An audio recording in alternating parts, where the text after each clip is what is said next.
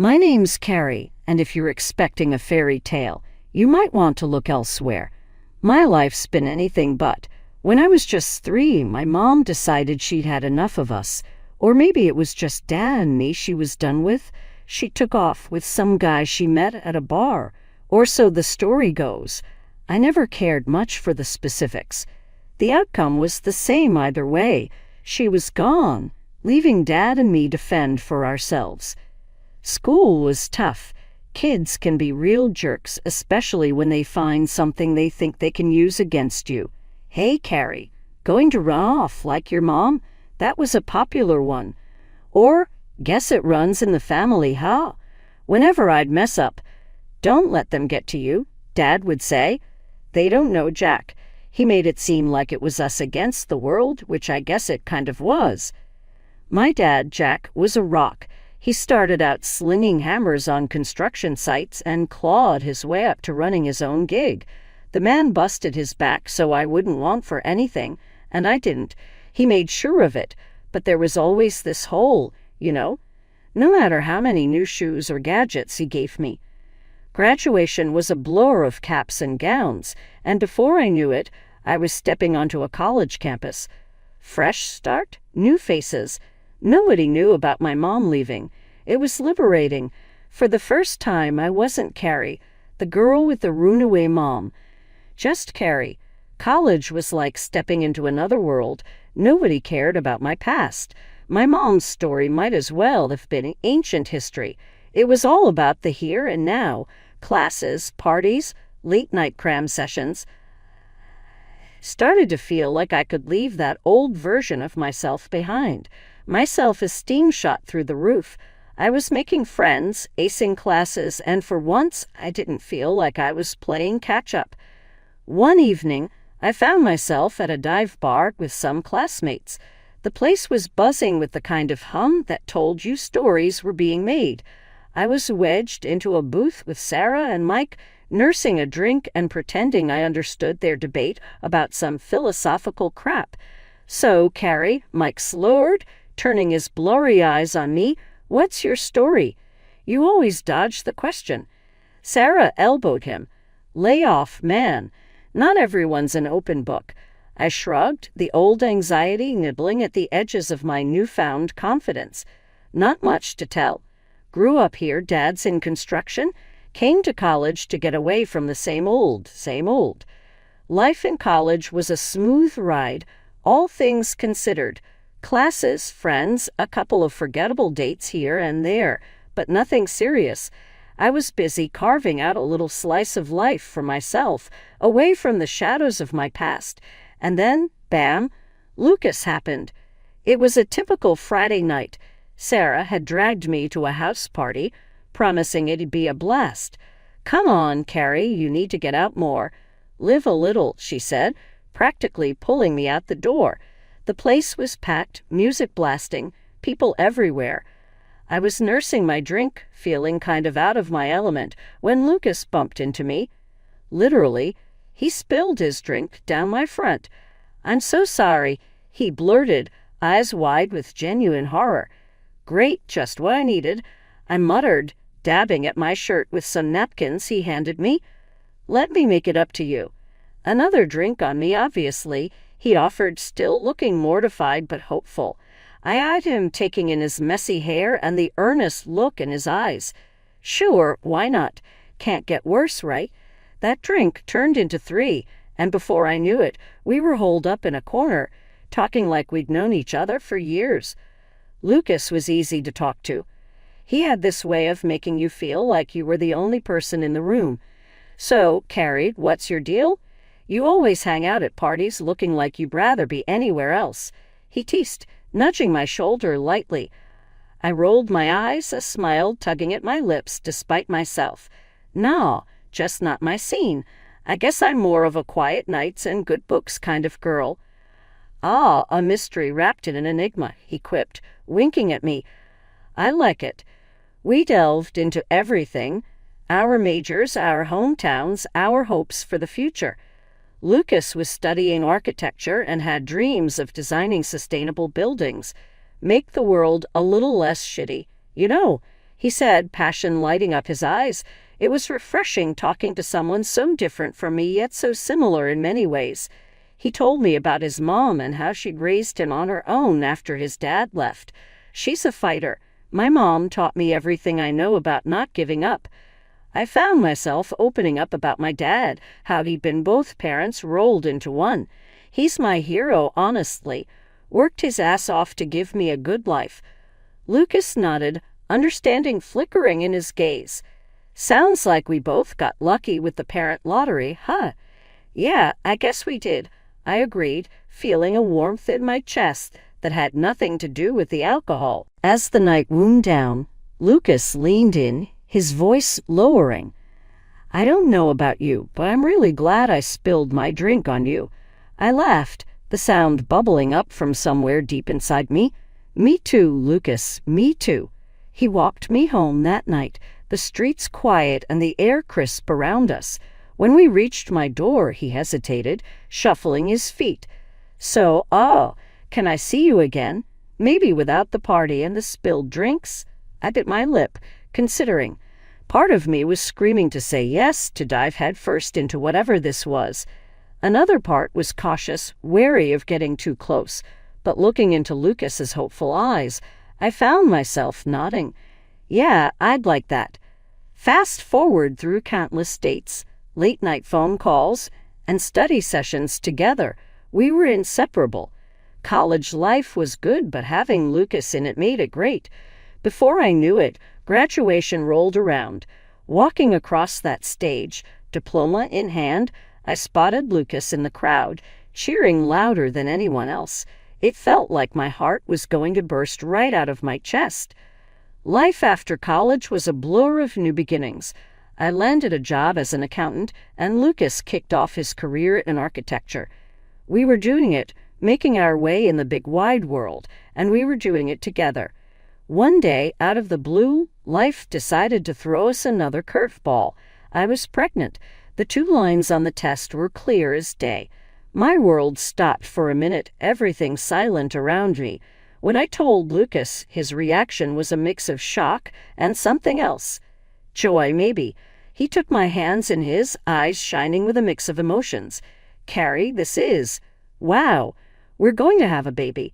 The weight of the moment hung between us, heavy and sweet all at once. Then Lucas, ever the straight shooter, said what we were both thinking, but hadn't dared to voice yet. Guess it's time to stop messing around, huh? Think about making it official, a wedding. Meeting Lucas's mom, Carol, was like stepping into a hurricane when you've only ever dealt with a light drizzle. Lucas had prepped me, saying she was a bit much sometimes, but that was the understatement of the century. We were at her house, a cozy little place that looked like it belonged in one of those home magazines, all neat and pretty. But the atmosphere was ice cold, especially after Lucas dropped the baby bomb. Carol just stared at us for what felt like an eternity, her eyes drilling into me. Then she finally spoke, her voice sharp as a knife. A baby. You're sure it's Lucas's? Lucas looked like he'd been slapped. Mom, what the hell? I was stunned, mouth dry, words stuck in my throat. This was the woman who raised the guy I love. She continued, her gaze never leaving mine. I mean, it's a valid question, Lucas. With her background and all, I felt my face flush with anger. My background. What's that supposed to mean? Carol sighed as if explaining to a child. Your mother left your family, Carrie. That says something about your character. Lucas jumped in, his tone desperate. Mom, stop it. That's not fair. Carrie's not her mother. But Carol was on a roll, ignoring Lucas. And you, getting pregnant so young. Are you trying to trap my son? I couldn't believe what I was hearing. Trapped him. We're in this together, Carol. It's not like I planned this on my own. Lucas stood up, his chair scraping loudly against the floor. Enough, Mom. This is insane. You're talking about the woman I love and our child. Carol's face softened for a fraction of a second before she went back on the offensive. I'm just looking out for you, Lucas. You have to think about these things before you ruin your life. I was fuming, but Lucas squeezed my hand under the table, a silent plea to stay calm. "We've thought about it, Mom. We're getting married, and we'd like your blessing. But we don't need it." Carol scoffed, shaking her head. "Marriage? Your kids playing at being adults. Fine, do what you want, but don't expect me to be happy about it." Our wedding was nothing fancy, just a modest gathering with the people who mattered most. My dad was beaming the whole time, practically glowing with pride. But Carol, my new mother-in-law, might as well have been sucking on lemons all evening. Her face was set in a permanent scowl, like she'd walked into the wrong party and couldn't find the exit. After the wedding, I tried to get on Carol's good side, thinking maybe she just needed time to warm up to me. Lucas and I would go over to her place together, but each visit felt like walking into a lion's den. She had this way of talking, dropping little sarcastic comments and laughing them off, but they always landed like punches. Stuff about the baby, like, "Sure hope the kid gets Lucas's brains. We don't need another runaway in the family." I bit my tongue so much during those visits. It's a wonder I could still talk. But the worst part wasn't the snide remarks. It was how Lucas started acting. He and Carol were thick as thieves, always on the phone or hanging out, and bit by bit, he began to change. It was like he'd absorbed her suspicion and doubt, started looking at me like I was some stranger. One night he came at me with this gem. "Are you sure the baby's mine? You know, given your family history." I stared at him, my jaw on the floor. "Are you kidding me right now? You sound just like your mom." He shrugged, a pathetic attempt at looking innocent. "It's a valid question, isn't it?" I was livid. "No, Lucas, it's not. You know me, you know us. How can you even say that?" The distance between us grew with each day, each visit to Carol's, each whispered conversation he thought I didn't hear. I stopped going over to her house. I couldn't stand the toxicity. Lucas didn't seem to mind, just carried on with their little two-person fan club.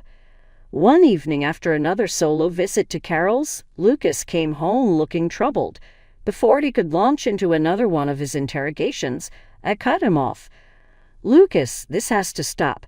I'm tired of defending myself against accusations and insinuations, especially from you." He looked at me, really looked at me, for the first time in what felt like forever. "Carrie, I don't know what's gotten into me. It's just my mom. She gets in my head." I shook my head, disappointment weighing heavy on my heart. "Your mom isn't here, Lucas. It's just you and me, and if we're going to make this work, really work, you need to decide where your loyalties lie." For a brief, shining moment, it felt like I was living in a different world. Carol, my ever-critical mother-in-law, decided to jet off on some extended vacation, leaving us to our own devices for a whole 2 months. You wouldn't believe the change in Lucas. It was like the guy I fell for came back from the dead. We laughed more, talked more, and those nagging doubts and fights just melted away. Being pregnant felt a bit easier without Carol's constant commentary in the background. For a while there, I actually thought we'd turned a corner. Then Carol came back. It was like a switch flipped in Lucas again. The tension, the suspicion, it all came creeping back like mold in a forgotten corner. She must have been filling his head with all sorts of nonsense the second she got back. I held on to hope, though, hoping that once our daughter was born, things would change. I thought that seeing his child, our child, would snap Lucas out of whatever spell his mom had cast over him. Boy, was I wrong. From the moment our daughter Lily entered the world, Carol was on us like a hawk. She'd swoop into our home uninvited under the guise of helping, but her help was more like a barrage of criticism. "You're holding her all wrong." She'd snap, watching me like I was about to drop Lily on her head. "Her bath is too cold. Are you trying to freeze her?" She'd stick a finger in the bath water like some kind of twisted Goldilocks. And the feeding. According to Carol, I might as well have been trying to poison Lily with the way I was going about it. Nothing I did was right. I couldn't even change a diaper without Carol lamenting how I was setting Lily up for a lifetime of discomfort. Her favorite jab, It's clear your mother never taught you anything. Look at this place. It's a mess, and you're just lazy." Each word was a knife, and I felt myself bleeding out bit by bit. Lucas, for his part, was no help. He parroted his mother's concerns, adding his own layer of doubt to the mix. One particularly rough day, Carol was on her usual tirade about the state of the house, her voice a grating symphony of dissatisfaction. "This is no environment for a child. It's filthy, and you're just sitting around. What kind of mother are you?" I was at my breaking point. "I'm doing my best, Carol. Maybe if you actually offered help instead of just criticism, things would be different." Her laugh was sharp and dismissive. "Help? Dear, you need more than help. You need a miracle to learn how to take proper care of a child." Lucas walked in just as the words left her mouth, his expression a mix of confusion and concern. "What's going on here?" "Your wife," Carol said, turning her poison-tipped words toward him, "is clueless. It's a wonder Lily is thriving at all." I looked to Lucas, hoping for some sign of support, but all I saw was hesitation, a man torn between his mother and his wife. The night was rough. Lily's tummy was acting up, keeping us both awake until the early hours. Deciding we both needed the rest, I took the day off to lie down with her, hoping she'd feel better soon. But then Carol burst in like a tornado, her voice booming through the house about how dirty it was and that there was nothing to eat. "This place is a mess, and what about dinner? Lucas can't be expected to cook for himself." I was too tired and frazzled to deal with her. "Lucas said he handled dinner tonight. It's fine," I mumbled, trying to keep my voice down so Lily wouldn't wake up. Carol wasn't having it. She raised her voice even louder. "He should not have to. It's your job to take care of him. Get up and start cooking." Ignoring her, I went back to the bedroom, hoping she'd get the hint and leave. But no, Carol followed, ranting right into the bedroom about how I was failing as a wife and mother. Fearful her yelling would disturb Lily, I got up, gently took Carol by the arm, and led her towards the door. "Please, just stop. You're going to wake her," I pleaded quietly. That's when she started screaming.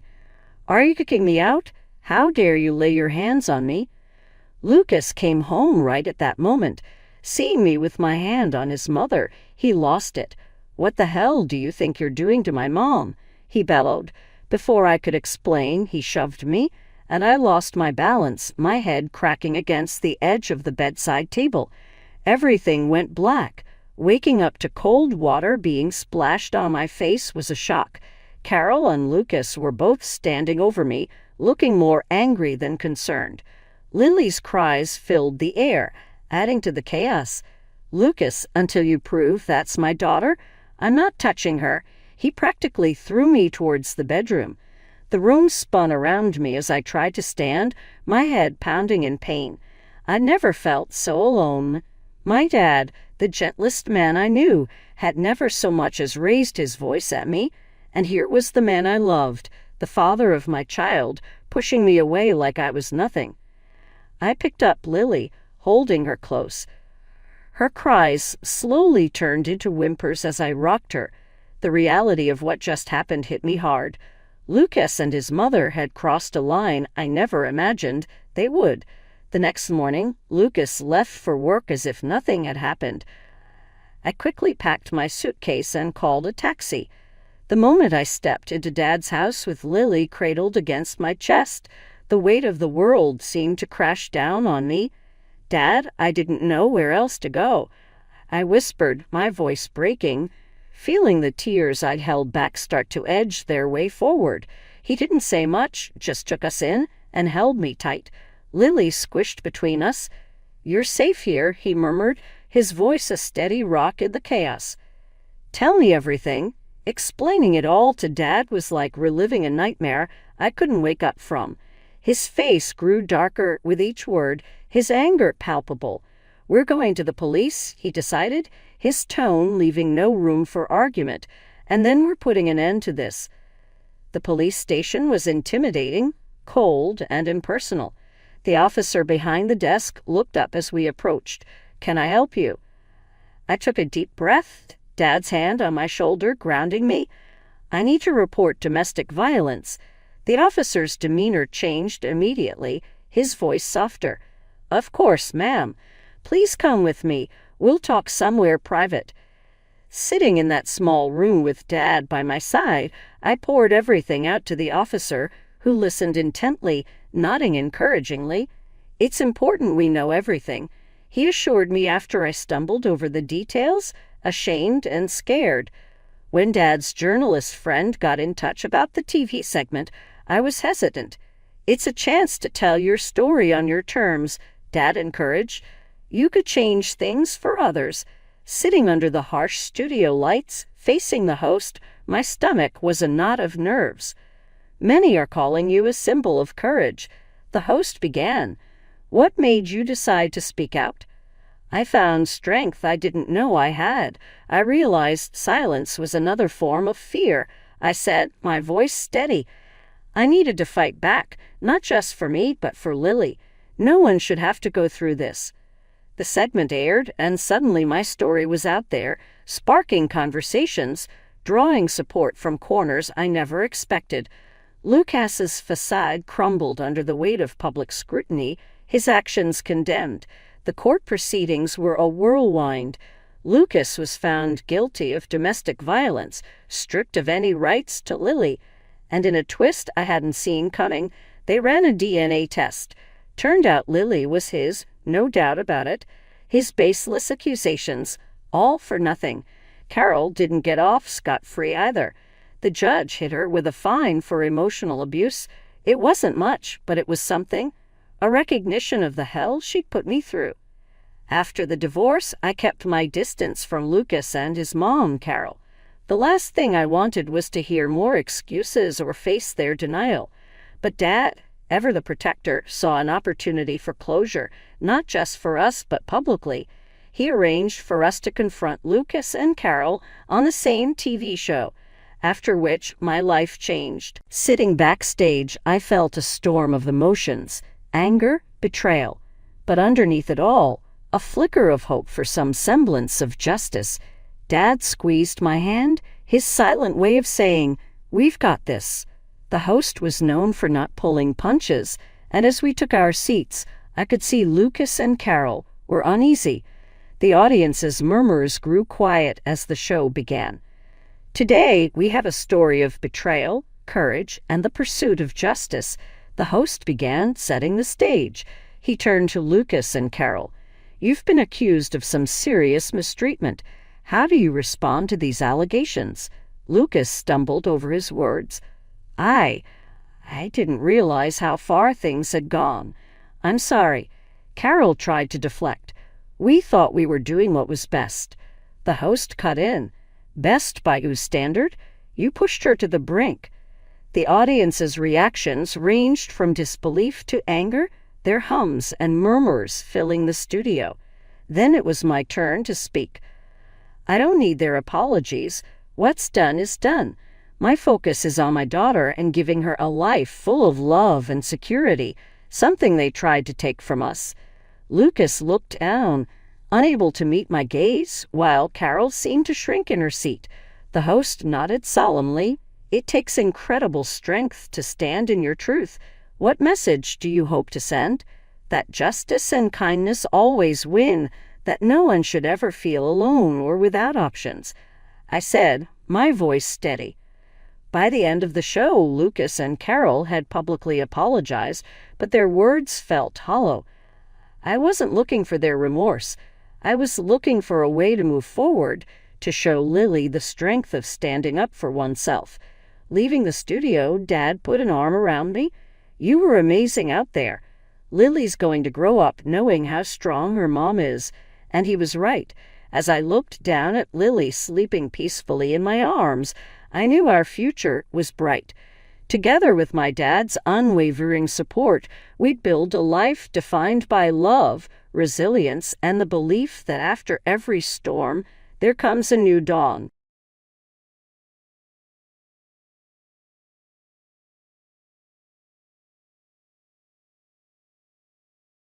"You greedy bastards," I muttered under my breath. I couldn't believe what I was hearing. Hidden outside my father's study, I listened in shocked disgust as my mother and brother casually discussed how they would benefit financially from my dad's impending death. "With Marshall gone, we'll finally get our hands on the inheritance," my brother Declan said. "His business is worth millions, but we need to act fast before his conditional will locks us out." "I've waited decades for that old fool to die," my mother Evelyn snapped. "We deserve that money more than anyone." I felt sick with rage. My father had devoted his entire life to building his craft brewery company. He had started from nothing, working tirelessly while selflessly giving back to our community. And now, as he lay terminally ill with lung cancer, his own family schemed to seize his hard-earned legacy. I burst into the study, unable to restrain myself. "You should both be ashamed," I bellowed. "Dad is fighting for his life, and all you care about is money?" Evelyn gasped theatrically. "Ryder, what are you doing, eavesdropping on us?" I ignored her attempt to flip the script. "I heard enough. You plan to manipulate Dad's will and steal his company for your own gain." Declan snickered. "Half-brother, you're too soft for your own good. Stay out of this if you know what's best for you." My hands curled into fists. I had to take a slow breath to contain my fury. We may only share one parent between us, but Declan and I grew up as brothers. This betrayal cut deep.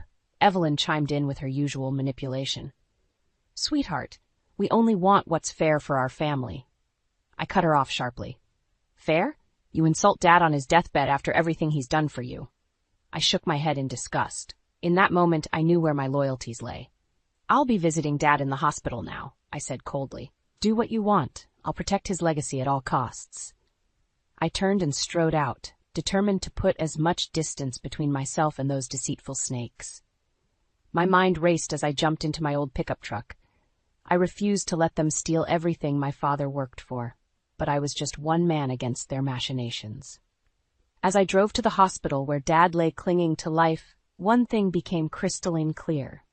This brewing war between us would only end once justice had been served. My so-called family pinned their greed above all else, but they didn't yet realize one thing. Never underestimate my devotion to the man who raised me. I aimed to honor my father, no matter the cost. The pungent smell of antiseptic filled my nose as I walked through the bustling hospital corridors. The sterile environment only amplified the gravity of why I was here, to see my dad, Marshall, as he endured the final agonizing stages of lung cancer. I stepped into his room, and the sight of his gaunt, weakened frame pierced my heart. Yet when he saw me, his face still lit up. "Ryder, my boy, so good of you to visit your old man," he rasped, his voice barely a whisper. I grasped his bony hand, holding back tears. "Hey, Dad," I said, managing a sad smile. "How are you feeling today?" He dismissed my question with a wave. "Ah, still kicking, but enough about me. Tell me what's new with you." Even now, he thought of everyone but himself. I swallowed hard. "I got a new contract to design some beer labels for a client in Austin. Should be a fun campaign." "Glad to hear the graphic design business is booming." Dad's smile radiated pride. "You've done so well for yourself, son. I always knew you were destined for great things." I felt a pang in my chest, recalling his unwavering support when I decided to leave college and chart my own path as an entrepreneur. He never stopped believing in me, which made what I had overheard earlier even more difficult. As if reading my thoughts, Dad squeezed my hand. "Ryder, promise me something. No matter what happens, stay true to yourself. Don't let money or other people change who you are." My throat tightened with emotion. After a pause, I met his earnest gaze. "Of course, Dad, I promise." He nodded, seeming to relax back into his pillow. Just then, the door swung open, admitting my mother and Declan. I stiffened. "Oh, Marshall, we've been so worried." Evelyn gushed dramatically, embracing Dad. Behind her fake smile, I sensed cold calculation. Declan hung back, feigning concern. "We came as soon as we heard the news. How bad is it?" I gritted my teeth. "Did they have no shame?" Dad patted Evelyn's hand. "It's terminal, I'm afraid, but I've made my peace with it." His eyes flashed defiantly. "My affairs are all in order." Declan and Evelyn exchanged a subtle, frustrated look. My hands curled into fists. They were like vultures, impatiently waiting to pick my father's bones clean. I stood abruptly. "I should get going. Feel better, Dad." As I left, I paused beside Declan. Through clenched teeth, I muttered, This isn't over. I meant what I said. He smirked. Still clinging to those foolish principles, brother? When will you open your eyes and seize the opportunity before you? My blood boiled at his sneering words. Without replying, I stormed out before I did something I'd regret.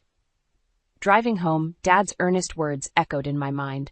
No matter how hard Evelyn and Declan tried to destroy his legacy, I refused to compromise who I was. Dad built his brewery empire from the ground up, with unfailing integrity. Now it was up to me to safeguard everything he worked for from those deceitful jackals. Failure was not an option. I owed that much to the man I loved as a father. Resolve stealing within me, I drove onward through the gathering dusk. The fight for my dad's legacy had only just begun. I strode through the hospital's sliding doors, a bouquet of daisies in hand, Dad's favorite. The nurses at the front desk waved in somber recognition. After so many visits these past few agonizing weeks, I knew this place like a second home now. "How is he today?" I asked Helen, an older nurse who cared for Dad daily. She smiled gently. "He pushed through the night, but he's fading fast. Spend all the time you can with him." I nodded, throat tightening. "Thank you. For everything."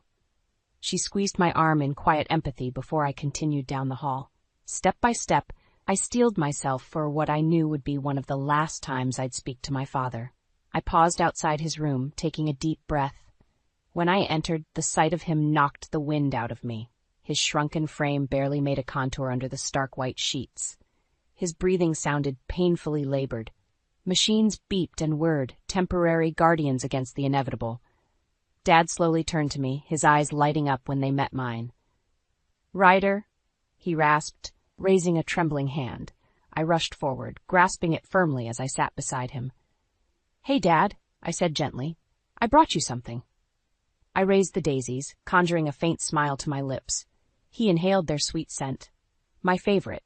You always had a knack for knowing just what I needed."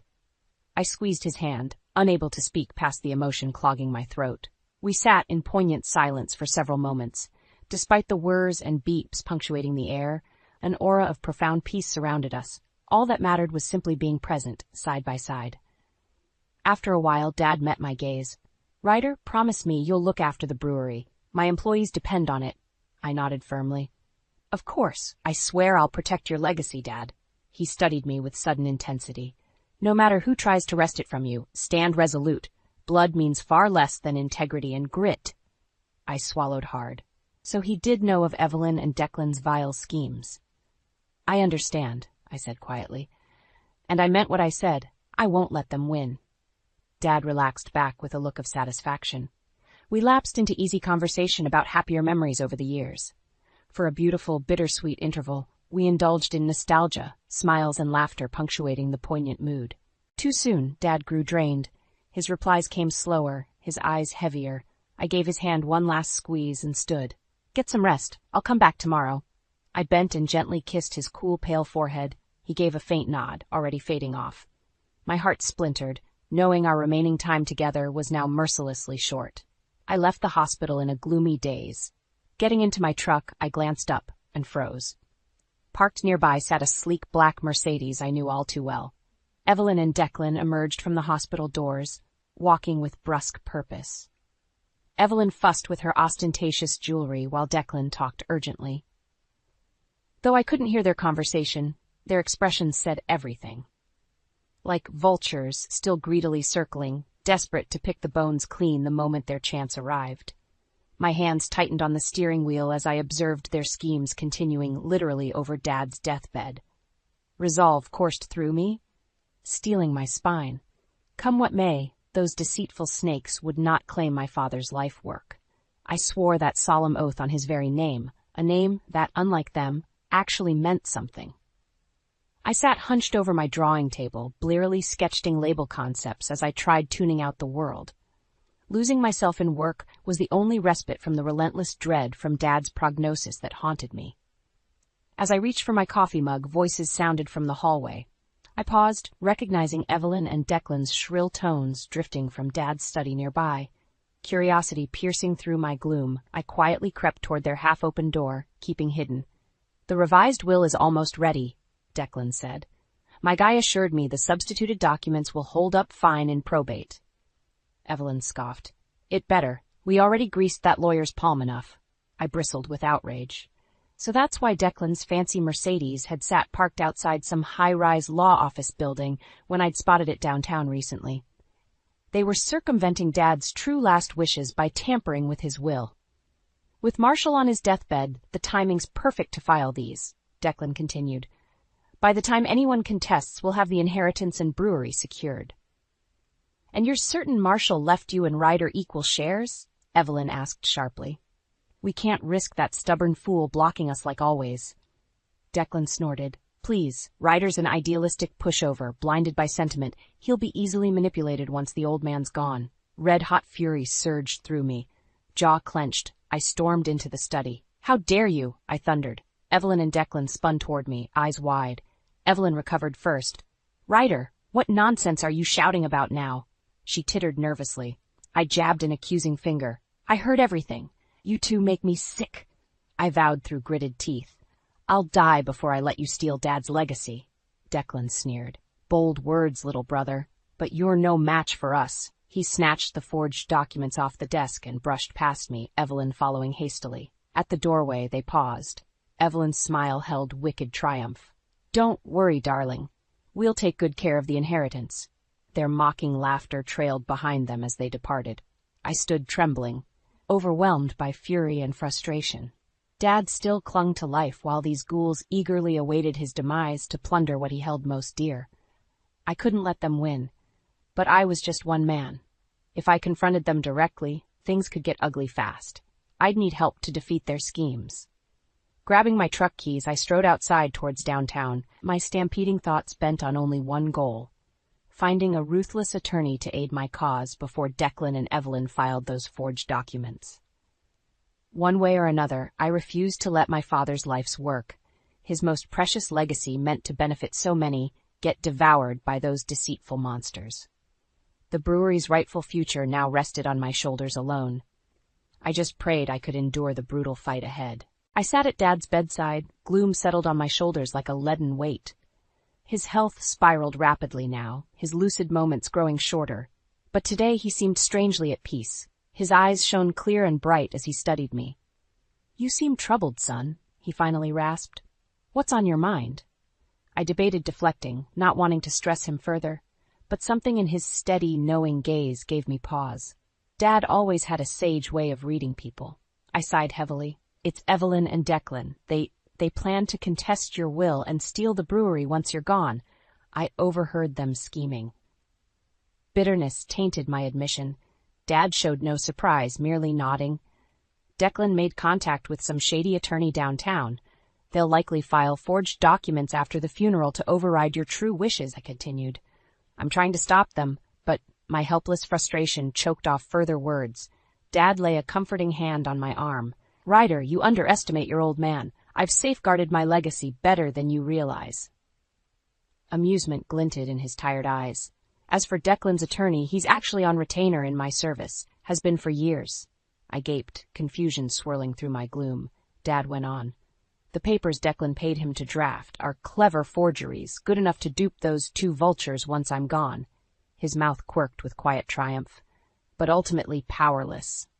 Stunned understanding dawned on me. Dad had cunningly orchestrated a trap, one scheduled to spring shut right on Declan and Evelyn's heels when they inevitably raced to plunder his fortune. So you outmaneuvered them, just like that? I stammered. Dad chuckled softly.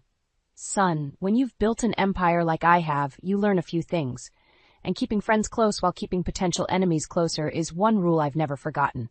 His smile held profound satisfaction. Declan and Evelyn's greed blinded them to the long game I've had in play this whole time. My true plans are safely encoded where they'll never access them. I slowly shook my head in awe. Even now, Dad remained 3 steps ahead. He clasped my hand tightly. Ryder, you and I know what truly matters in this life, and it sure as hell isn't money. Resolve stealing his voice, he continued. Swear to me now that you'll use your inheritance only for good. To lift others up. The brewery can transform so many lives. I firmly gripped his fragile hand between mine. I swear it, Dad. On my life. He studied me intently for a long moment before relaxing back, a satisfied smile playing on his lips. The cunning strategist who built an empire from nothing had secured his final victory, outfoxing the opportunists who sought to tear it all down. Leaving later as the winter sun sank low, I felt Dad's steady hand still grasping mine.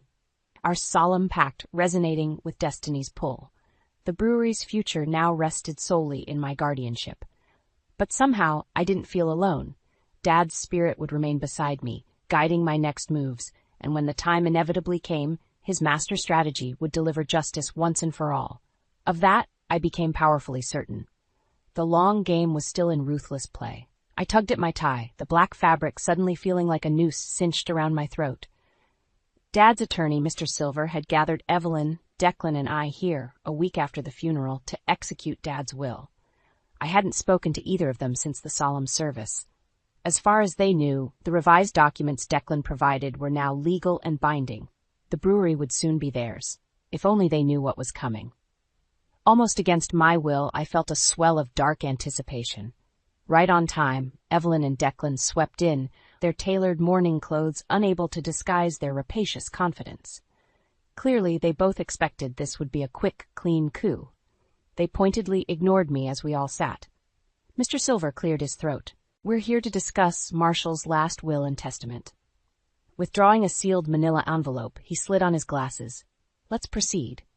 Evelyn shifted forward eagerly in her seat while Declan lounged back, oozing a casual smugness that nearly made me lunge across the table at him. I focused on keeping my composure. "To my beloved wife Evelyn," Mr. Silver read aloud, "I leave sole ownership of our 20-acre Aspen vacation property and a lump sum allowance of $500,000 to sustain your lifestyle indefinitely." Evelyn blinked rapidly, blindsided.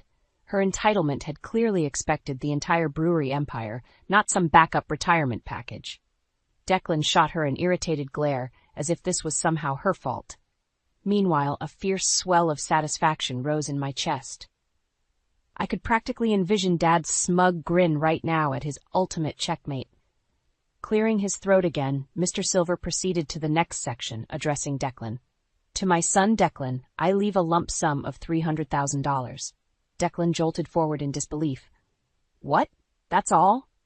He seized the documents, frantically scanning the terms. Mr. Silver gave him a long look over his glasses. "As specified in your father's will, that inheritance comes with stipulations. You will receive it incrementally over the next 5 years, provided you maintain verified employment and refrain from engaging in further illegal activities, which we will be monitoring closely." Declan's face purpled, clashing horribly with his crimson hair. He spluttered incoherently, years of entitled expectations crashing down on him all at once. Somewhere I was certain Dad watched with deep satisfaction. I almost felt pity for Declan. Almost. But after everything he and Evelyn put our family through, his misery seemed only just punishment. Finally, Mr. Silver turned his attention to me. Holding my gaze, he announced, "Ryder, to you Marshall leaves full ownership of the brewery." "No," Evelyn shrieked, shooting to her feet. "That company belongs to me." In that moment, her polished veneer evaporated, exposing her for the desperate, greedy opportunist she was. Declan only stared hollowly into space, the reality of his severed silver spoon smothering any reaction. I weathered their outbursts calmly, letting a small, satisfied smile tug at my lips. In his final act, Dad utterly outmaneuvered them all. Justice came for those who poisoned our family with greed. And now the company Dad built from the ground up was protected, its future preserved to keep his spirit alive. "The handcuffs you slipped years ago finally locked tight today around your greedy hands," I muttered. "Rest in that uneasy peace." As Declan and Evelyn unleashed their impotent fury within the trap Marshall built years ago, I simply sat back, savoring my father's last perfect victory. In the weeks following the explosive will reading, I threw myself into learning the brewery business. As Dad's hand-picked successor, I needed to understand every aspect of the company now under my stewardship. I toured the grounds, talking with employees and learning their roles hands-on. The seasoned workers taught me the intricate brewing process, from selecting premium ingredients right down to bottling and distribution. As I reviewed accounting records, the picture came into clear focus. Dad built this empire from the ground up, showing me the deeper meaning behind his years of endless work. The company meant far more than profit margins to him. It meant community. Jobs for hundreds, partnerships with local farms, families sustained for generations. The brewery wove lives together in a way I never fully appreciated until now. Late one evening, as I finalized a new hire's papers, loud shouts rang out from the parking lot. I rushed outside to investigate. My gut tightened at what I saw. Evelyn and Declan stood screaming at Tom, Dad's loyal head brewer of 20 years. In the shadows lurked several suited men with hard expressions. Evelyn's usually polished blonde hair hung in frazzled strands as she jabbed a finger at Tom. "You have no right to block us," she shrilled. "Marshall promised us control." Tom stood firm, arms crossed. "This is Mr. Ryder's brewery now, as Mr. Marshall wanted. I aim to uphold his wishes." Declan grabbed Tom's shirt, wrenching the older man close. "Tell us the access codes to the system mainframe now," he growled, "or my associates will convince you the hard way." The suited men cracked their knuckles, malice glinting in their eyes. Tom paled but lifted his chin. "I won't betray Mr. Marshall's son. Do your worst." Rage exploded within me. I stalked forward, muscles coiled tight. "Let him go!" My shout echoed sharply. Everyone froze. Evelyn recovered first, her smile dripping false sweetness. "Ryder, darling, we were just having a chat with Tom here." I cut through her facade with a blistering glare. "Get off my property, now." Declan released Tom hastily as they scrambled to their car. Pausing, Evelyn hissed at me, "You'll pay for this," before peeling out down the road. I watched them go, chest heaving. So now they resorted to threats and violence, revealing desperation to reclaim what they considered their lost inheritance. Well, that was never happening. I turned to Tom, who gave me a grateful nod. In that small gesture, I recognized the deeper bond of trust Dad and Tom shared now flowing to me. As we walked back inside, steely purpose took root within me. Evelyn and Declan wanted war? Fine.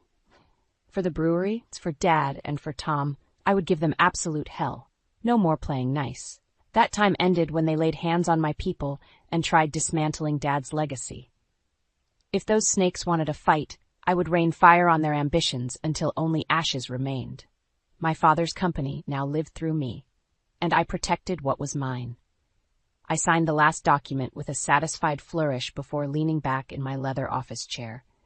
It had taken months of legal battles, but Evelyn and Declan's desperate attempts to seize Dad's company had finally failed.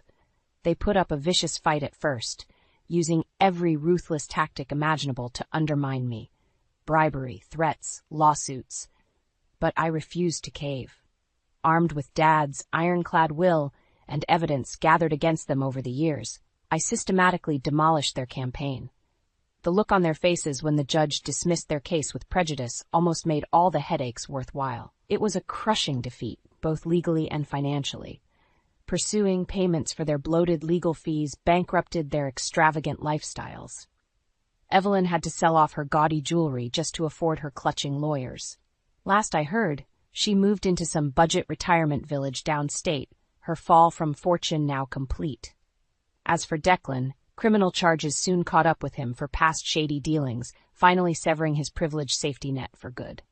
He deserved worse, but knowing he languished in prison was consolation enough. Their poisonous presence finally vanished from my life, and more importantly from Dad's company. Still, caution lingered. Tom upgraded security measures and instituted new protocols to prevent any remaining insider threats. After avoiding catastrophe by a hair, no chances could be taken with protecting the brewery's future. With operations now safe, I focused energy into the workforce. Employees received expanded healthcare coverage and retirement matching. New family-friendly policies made the workplace more accessible. Dad built this company to sustain lives.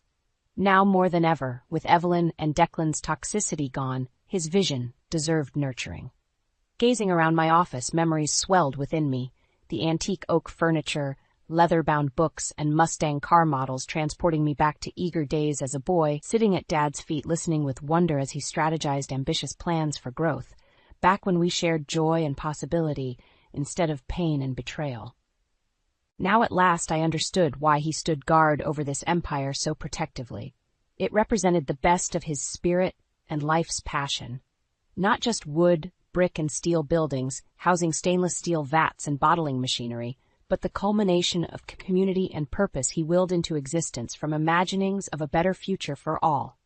A quiet knock interrupted my reminiscing. I glanced up as Tom stepped in. "The scholarship fund paperwork is ready for your review," he said. "Once you approve, we can announce it at the annual gala next month." I smiled broadly. Using a large portion of my inheritance, I established a memorial scholarship in Dad's name to fund the brewery education and training costs for underprivileged youth. By empowering eager minds from challenging backgrounds, the fund ensured Dad's legacy continued transforming lives for generations to come.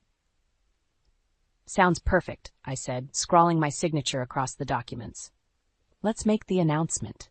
Tom's eyes shone bright. As we left the office to oversee the bottling line, I sensed Dad walking beside us, grinning wide at what his life's work had grown into. The company remained now exactly as he envisioned, a force elevating our community through integrity and vision. By safeguarding its future from those who tried claiming it for greed's sake, the brewery and Dad's ideals would continue changing lives. His spirit thrived in every bottle produced, reminding me what truly matters. Not wealth or assets, but people and potential. Thank you, Dad, for showing me what legacy means. Yours will never be forgotten.